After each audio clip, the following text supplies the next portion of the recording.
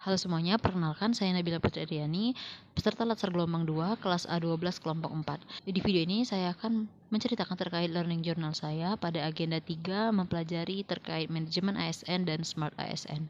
Yang pertama, saya belajar terkait materi manajemen ASN. Pada materi manajemen ASN, saya belajar bahwa manajemen ASN bukan sekedar pencatatan administratif saja, namun terkait pengelolaan SDM sebagai SDM yang profesional, dan tujuannya adalah menghasilkan pegawai yang memiliki integritas, etika profesi, dan bebas dari intervensi politik, serta bersih dari praktik KKN. Kemudian saya juga belajar terkait adanya kedudukan dan peran ASN.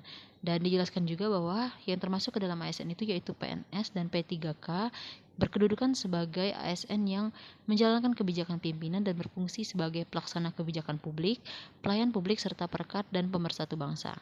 Selain itu dijelaskan juga terkait hak dan kewajiban bahwa ada keseimbangan antara hak dan kewajiban, yaitu hak yang diterima ada gaji, tunjangan, perlindungan dan pengembangan kompetensi, dan kewajiban yaitu untuk setia pada Pancasila, Undang-Undang Dasar 1945 dan menjaga persatuan bangsa. Selain itu ada kode etik ASN berfungsi sebagai pedoman perilaku untuk menjaga martabat dan kehormatan ASN dalam menyelenggarakan pemerintahan. Kemudian, saya juga belajar terkait adanya sistem merit, yaitu kunci dalam pengelolaan ASN yang objektif, dan sistem merit ini didasarkan kepada kualifikasi, kompetensi, dan kinerja secara adil tanpa membedakan latar belakang politik, ras, agama, ataupun gender. Dan bagi organisasi ini berfungsi untuk mendukung akuntabilitas, dan bagi pegawai sistem ini mendukung keadilan dalam perjalanan karir kita terkait pangkat, jabatan, dan promosi. Kemudian saya juga belajar adanya mekanisme pengelolaan ASN, bahwa dalam pengelolaan ASN siklus hidup pegawai kita mulai dari penyusunan kebutuhan, pengadaan melalui seleksi objektif yaitu CAT seperti tes CPNS sebelumnya, penilaian kinerja yang terukur, hingga jaminan pensiun dan perlindungan hukum, dan sebagainya. Kemudian ada juga materi terkait Smart ASN yang mengajarkan mengenai literasi digital, dan bahwa di era transformasi digital ini seorang ASN itu dituntut untuk bisa menjadi Smart ASN yang tidak hanya mahir mengoperasikan teknologi tapi juga bertanggung jawab dalam ruang digital.